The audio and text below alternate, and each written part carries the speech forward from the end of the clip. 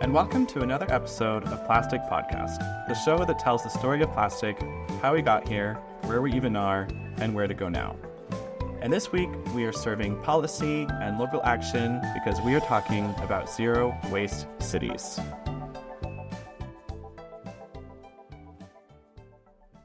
So, zero waste. What is it and how do we achieve it? When we talk about plastic problems, we can pretty much divide it into three sections: production, consumption, and waste. Waste is definitely the one that gets talked about the most. What happens to our toothpaste tube once we're done with it? Now, the concept of zero waste, if perfectly realized, is fairly simple. Basically, it means you live your life in such a way where you don't produce waste. That is, nothing that you touch gets sent to a landfill, the ocean, or the incinerator. Everything gets reused, nothing gets wasted. That is the perfect goal. Now, if you're worried that I'm about to tell you that you need to start taking a glass jam jar to the store and refilling it with shampoo, that's not what we're doing today. There are two problems. The first is that as much as I'd like to stop buying a plastic bottle of shampoo every several weeks, I've never seen a grocery store that would let me refill my jam jar with shampoo even if I brought it with me. I know that there are some shampoo bars wrapped in biodegradable paper that we should buy if we can find them. That's not the point. The problem is that as much as we would like to live a zero-waste life, our systems are not set up to make it very possible for any individual. The second problem is that even though this is the case, a lot of discussion around zero waste puts the burden on the individual nonetheless. It's presented as a lifestyle that we can all achieve if we're eco-conscious enough to make the effort. And I don't think that's fair because I don't think it's true. Yes, we can all refill our water bottle, perhaps, and say no to straws, and really think about whether we need a Stanley Cup. But I do think it's our systems that are inherently wasteful. So, targeting systems towards zero waste is our topic of the day. And I have a special guest to talk with us about that. His name is Jack McQuibban, and he works for an organization called Zero Waste Europe. This international organization works all across Europe, basically trying to move the entire continent towards zero waste. And Jack is the head of local implementation. Jack also created what is called a Zero Waste City Certificate, which is a gold standard of zero waste practices to which all cities should aspire. Jack's job also involves helping cities reach that standard. In our conversation, we talked about what it means to be a zero waste city and how to overcome the challenges in getting there. We talked about the concrete benefits of being a zero waste city, not only for the planet, but for the cities themselves. So I hope you find this as interesting as I do. And let's get started.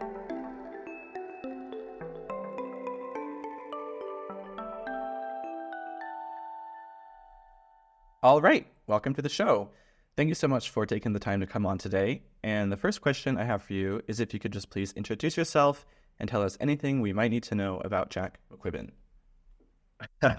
Yes, well, thanks so much for having me on for the podcast. So, as you said, my name is Jack.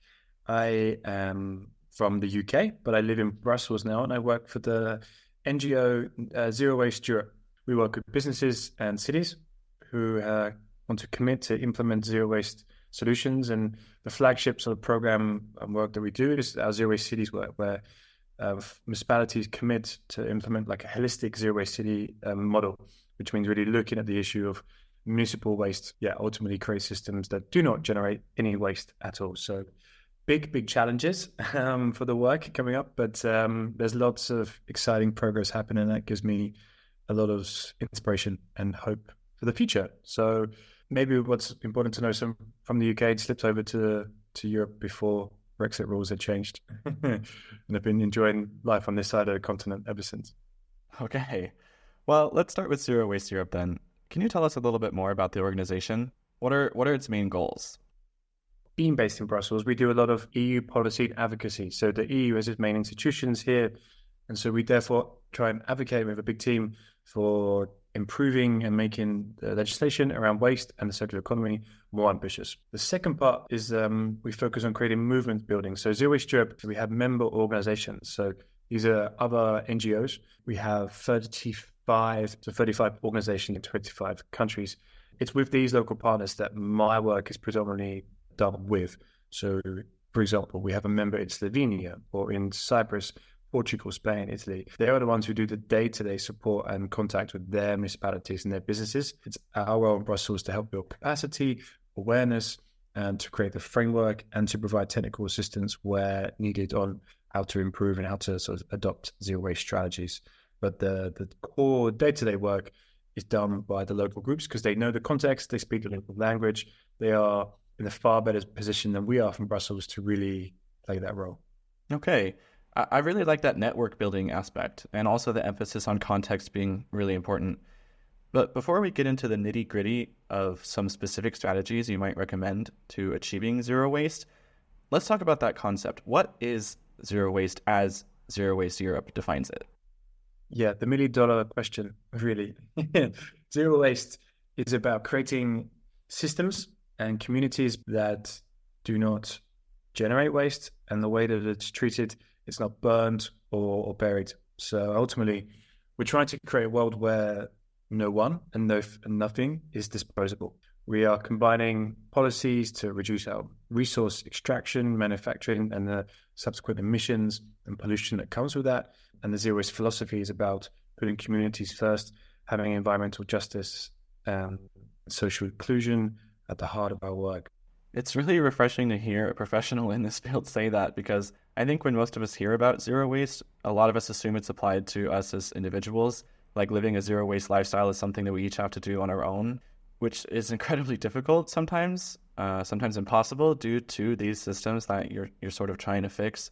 So I like that the people you're working with and the governments even are sort of taking that on to themselves as a responsibility rather than shifting it down. Exactly. And it's a tricky balance because I think the exciting thing about zero waste, anyone can start making a difference at any time. If you wanted to really have an impact, you could reduce what you consume or consume better in the materials that you choose and how you sort or recycle your waste. There are many, many ways to get involved without any other support necessarily required. But ultimately, we think that too much emphasis has been placed on the individual, and the systems that we are a part of perpetuating a society that is based on a linear economy, therefore produces waste. And so we really want to tackle the systems and get the community-wide solutions at the forefront of this change. Yeah, I totally agree. So if we're going to start to tackle these systems, where do we even begin? Let's say a municipality. What sorts of waste do you focus on? What sorts of waste are we even producing the most of? Very good question. At Zero Waste Europe, we focus predominantly, if not only, on the municipal solid waste. So this is the waste that's generated by households and household-like businesses, so offices, canteens, that kind of thing. It's not the largest category of waste.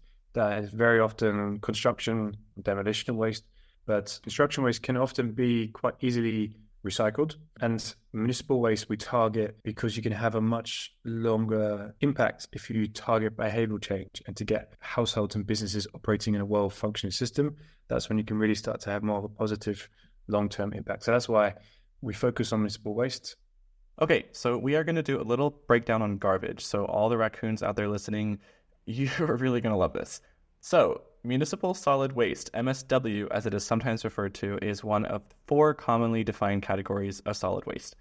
This is the type of waste that the average human person produces in their home or their office. Jack is right that it is significantly smaller than the other categories like construction waste, industrial waste, hazardous waste, but MSW is our focus for today, and I wanted to understand what makes up that category. I found that the largest 2 categories making up MSW are paper and paperboard, and food, with around 23 and 20% respectively. So we're talking about cardboard boxes from Amazon and that lettuce that goes bad in the back of your fridge. Together, these 2 categories make up just under 50% of MSW. That's almost half, which this is both a shame and an opportunity for optimism because they are perhaps the most easily recyclable materials on the list. Plastic makes up around 12 to 13% of municipal solid waste, depending on the study you look at.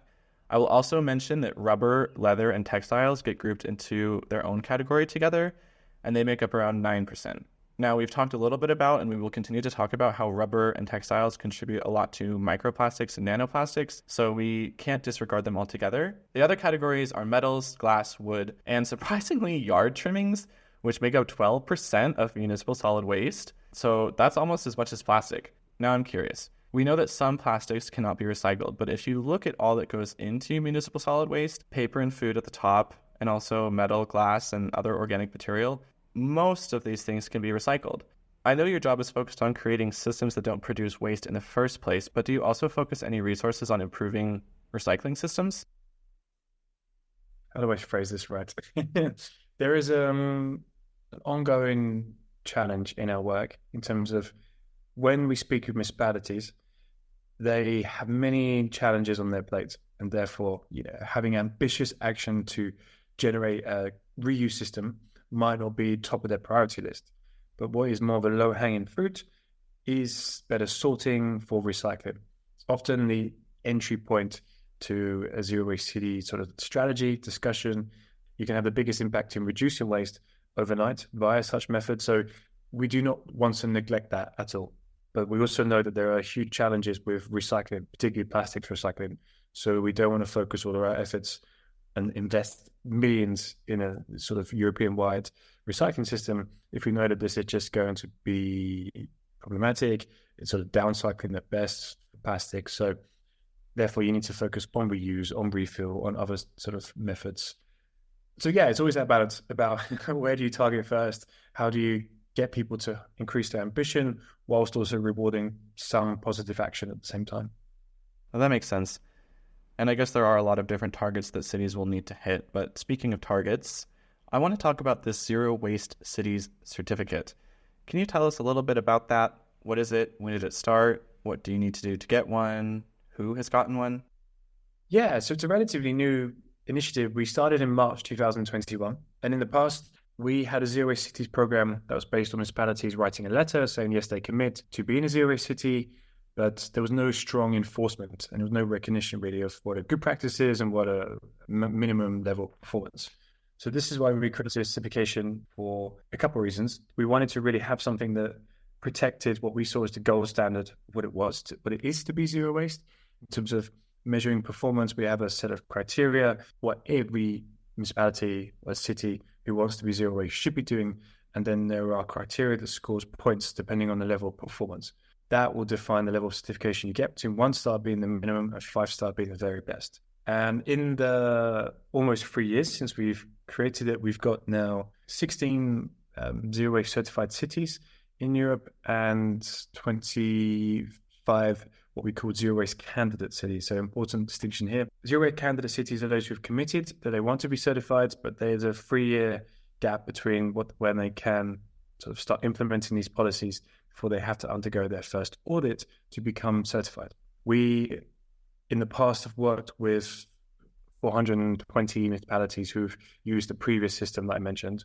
So now we're sort of transitioning over to getting more cities from the past to the new system. Okay, I definitely want to circle back to talk about this 5-star system. But before we do that, can you tell us a bit about the type of city that takes part in this program?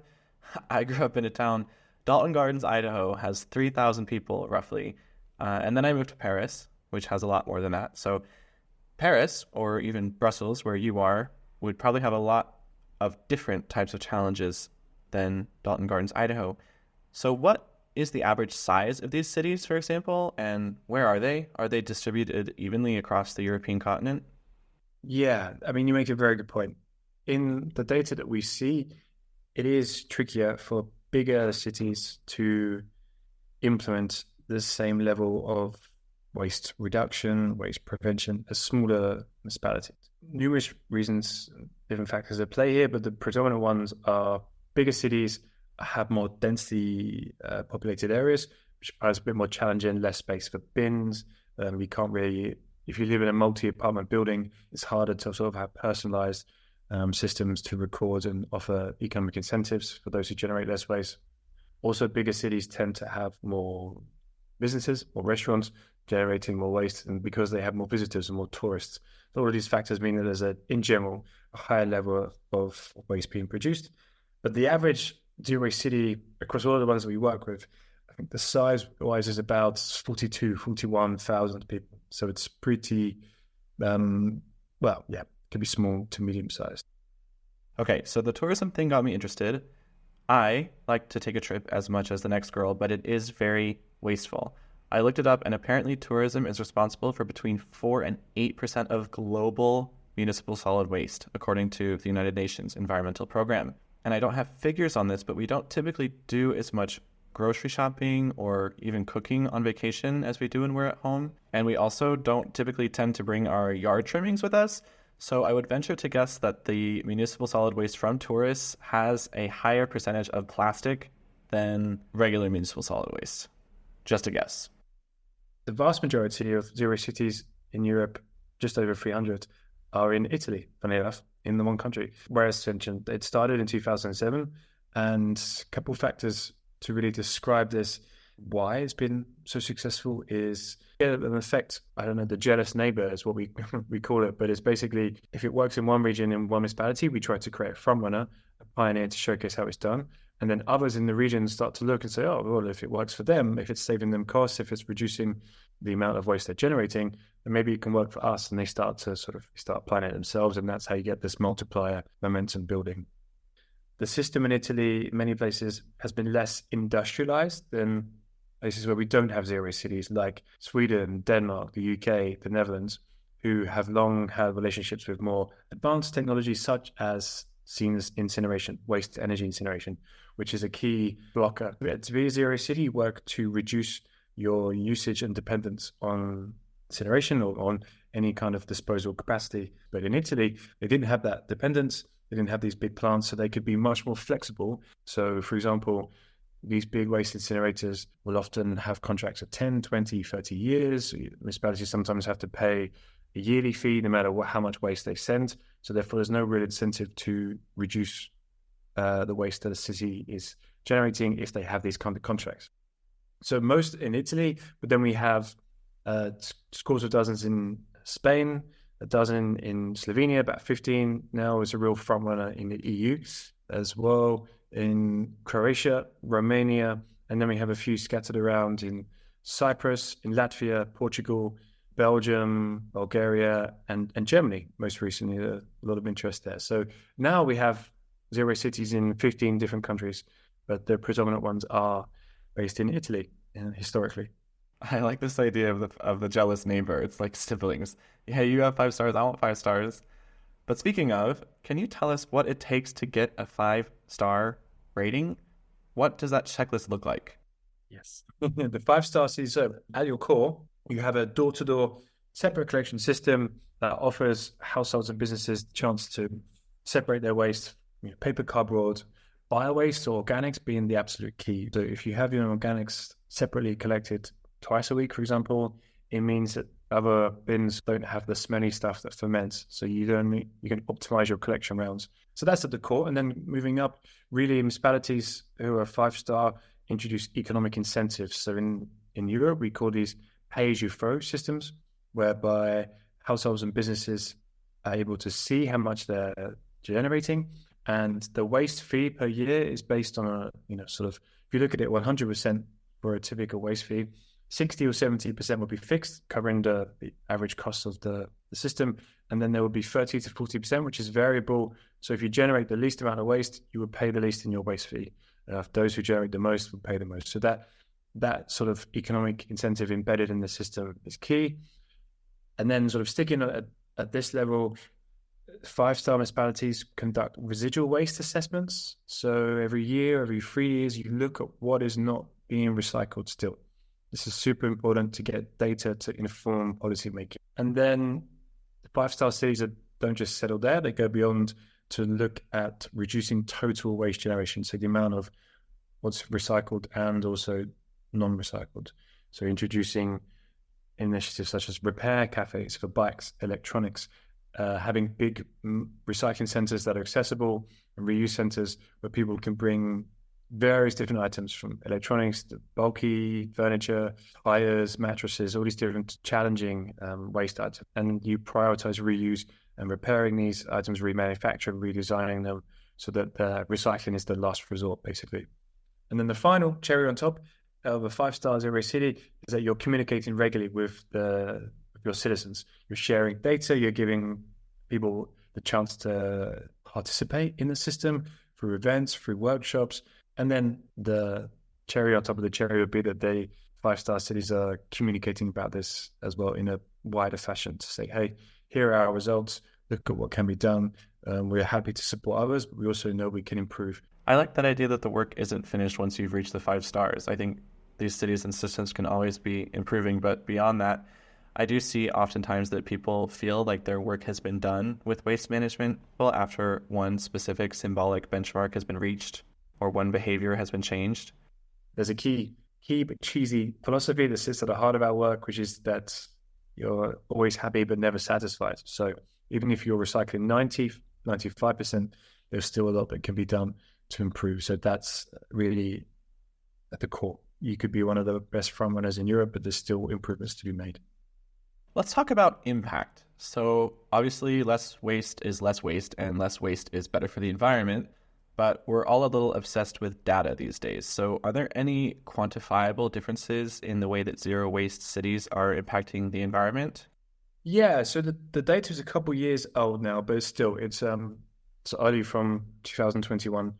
We did an analysis of our zero waste cities, so the 460 odd at the time, and they showed two key metrics that we looked at. So what we call separate collection rate. Out of the 100% of recycled and non-recyclable waste that households are generating, what percentage of that is being put aside separately for recycling? And obviously, you want to get that as close to 100 as possible, because it means that what you're sending for landfill and incineration is minimized.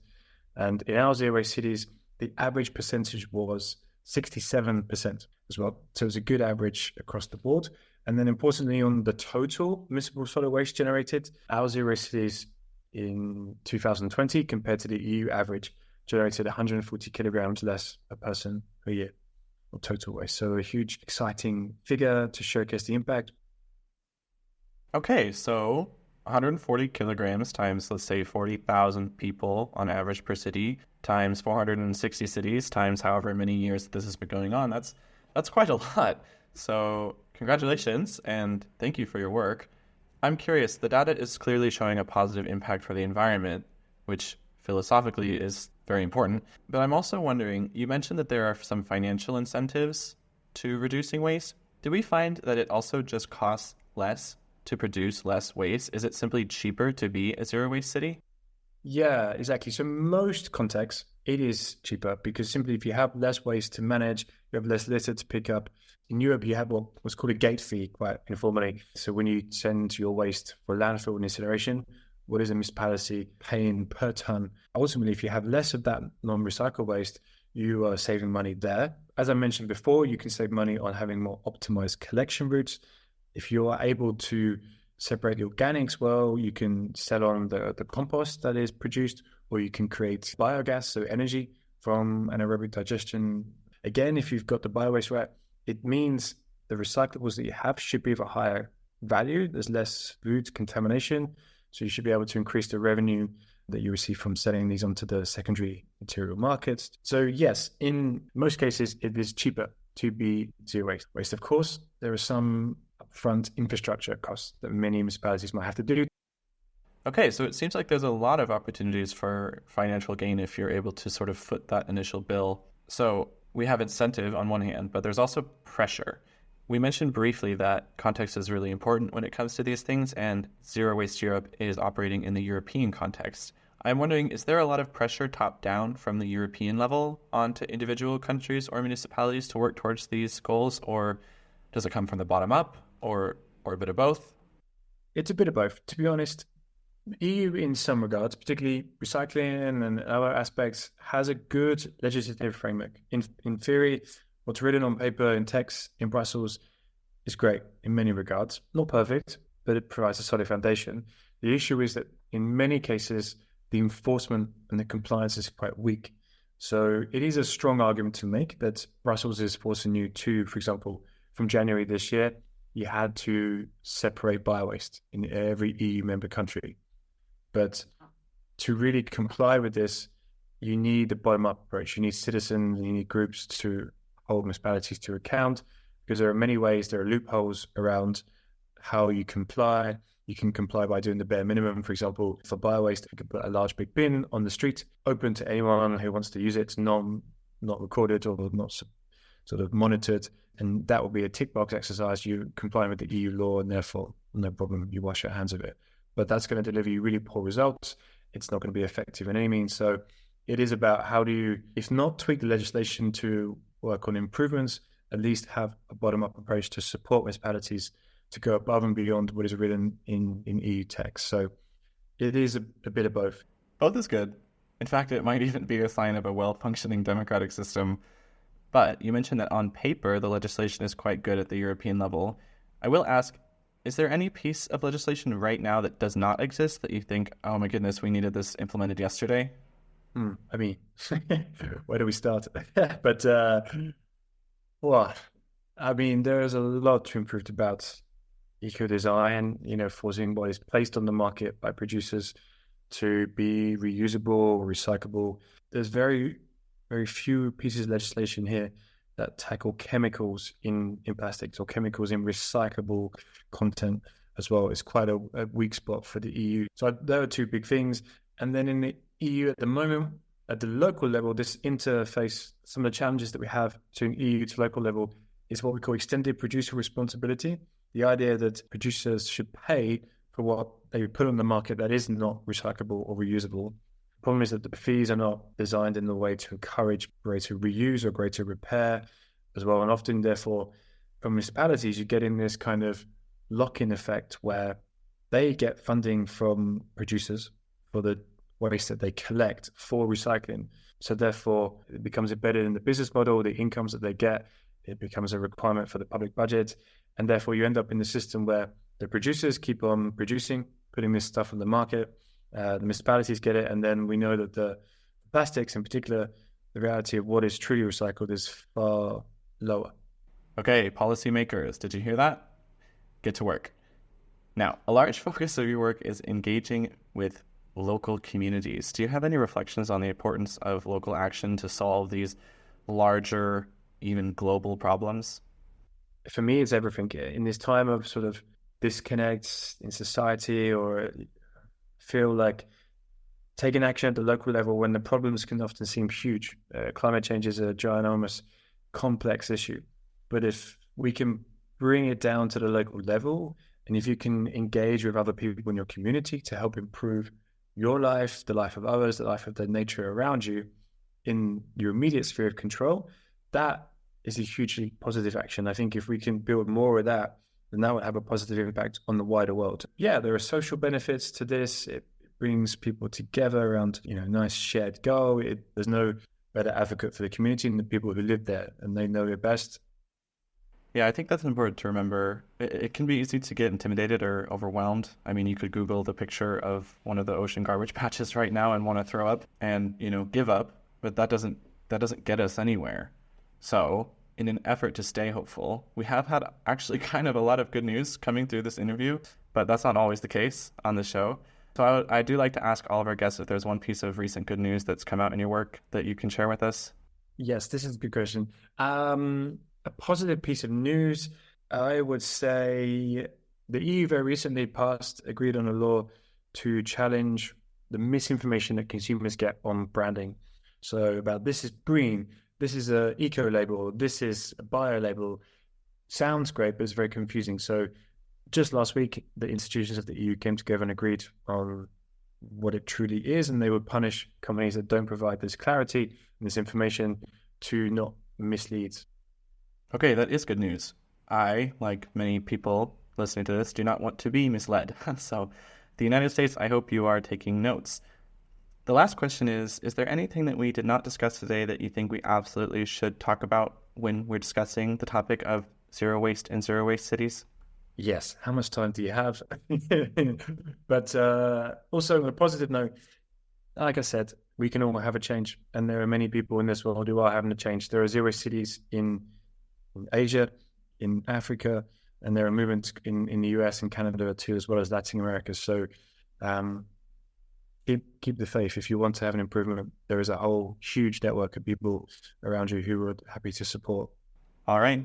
Well, thank you so much, Jack. I really appreciate your time.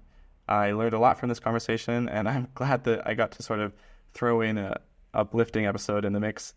So thank you for your work. My pleasure. Thank you, Clark. Have a good day.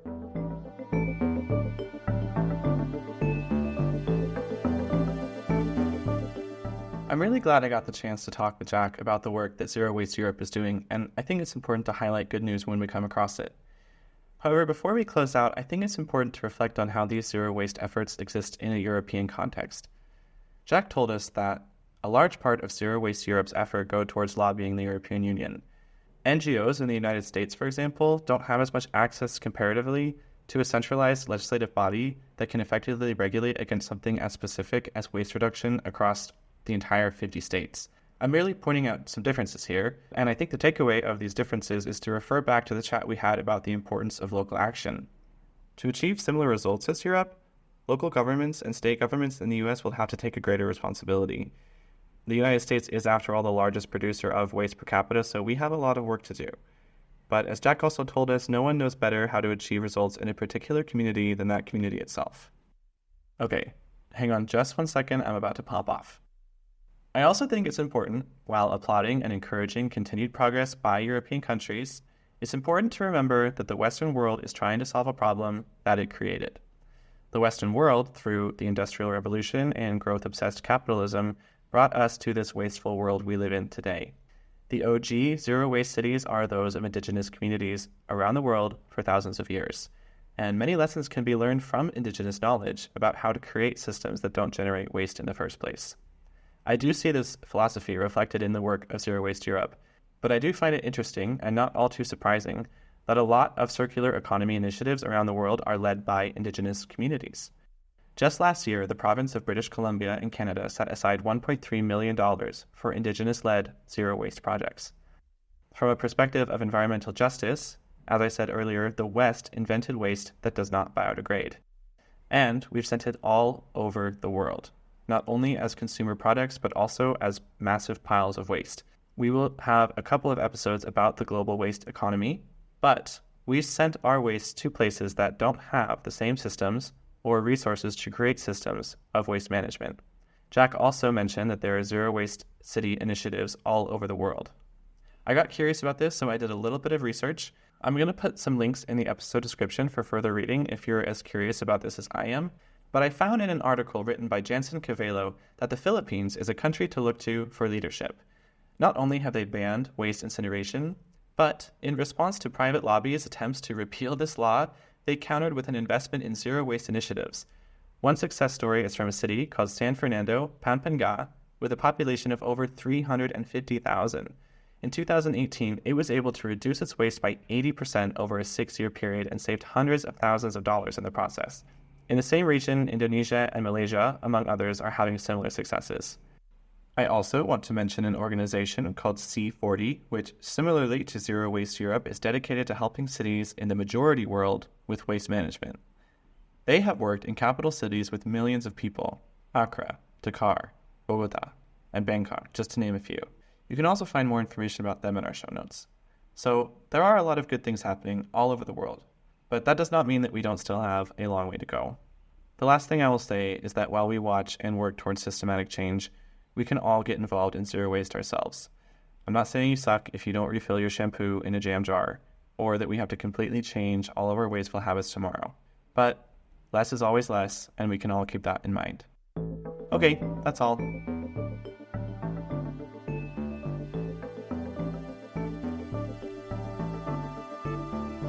You've been listening to Plastic Podcast. This week's guest was Jack McQuibban. You can find more information about him and Zero Waste Europe in the episode description. Join us back here next week for a discussion with researcher Dr. Winnie Cortine-Jones about biodegradable plastics. Turns out they might not be as environmentally friendly as we hoped they were. Cover art for the series was done by Laurel Wong, and the music that you're listening to was done by Tadeo Cabellos. I'm your host, Clark Marchese. This episode was produced, written, and engineered by me. So, if you loved it, I would really appreciate a 5-star review. The Plastic Podcast is part of a larger network of science podcasts called Pine Forest Media. You can find more information about them in the episode description as well, or on the website, pineforestpods.com, and Instagram at pineforestmedia. We've got some really exciting science podcasts coming out this year, and that review I was talking about really helps the entire network to grow. So thank you to all of you who have made it this far, and we'll talk soon.